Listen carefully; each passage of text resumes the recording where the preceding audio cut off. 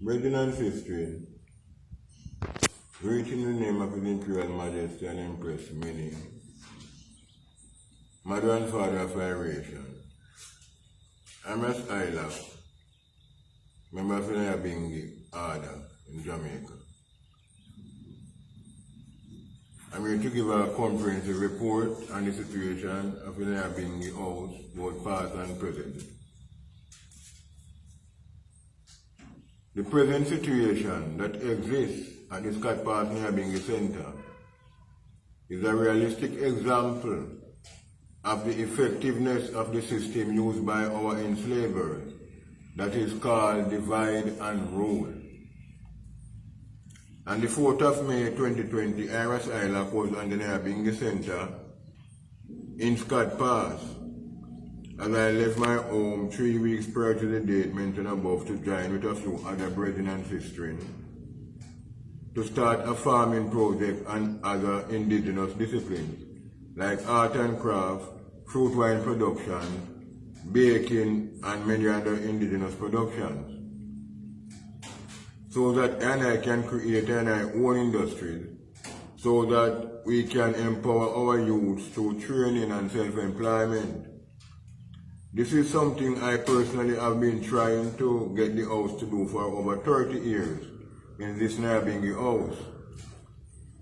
But I've always been faced with ridicule and opposition by the so-called educated and wealthier people who look like I and I, but is none of I and I.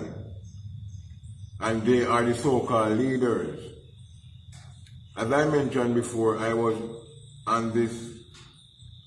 present on the Scotts Pass Nyahbinghi Center on the 4th of May 2020 when at about 11 a.m. 3 men with guns and chains and large padlocks appeared.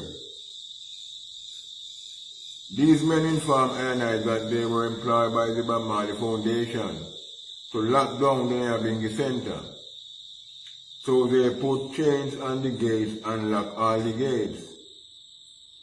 They said that I was supposed to leave the center, but after a brief mini rebellion by the Nyahbinghi spirit within I, they agreed that I who are present can stay and come and go, but no other person can enter the center. According to what I've been told by the ancients of the Nyahbinghi house, is that when they were evicted and bulldozed from other previous locations, Bob Marley called them and told them to come to Scotts Pass because he bought some land for Rasta, so that Rasta can have somewhere to chant Nyahbinghi. So I would like to know how these so-called educated and wealthy so-called Rasta and people in the Bob Marley Foundation have now conspired to take away the almost 30 acres of land from I, the grassroots Rasta, when I need the land to chant Nyahbinghi and to deal with collective development and empowerment of our youth and our people at large. This represents a blatant disgrace and the so-called educated and wealthy administrators of the Nyahbinghi house and members of the Bob Marley family who call themselves Bob Marley Foundation. Remember, Bob say, Rasta no work for no CIA. Give thanks, Rastafari. So, Mr. Yes, I, blessed. So, what do you think about even the sign what them put out on the gate?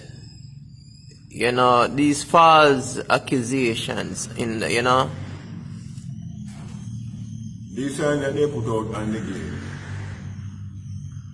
is illegal, just as locking the gate is illegal. They have no legal authority to do such things. Blessed Lord. But everything will be dealt with by the court of the land. Aye. Blessed Lord.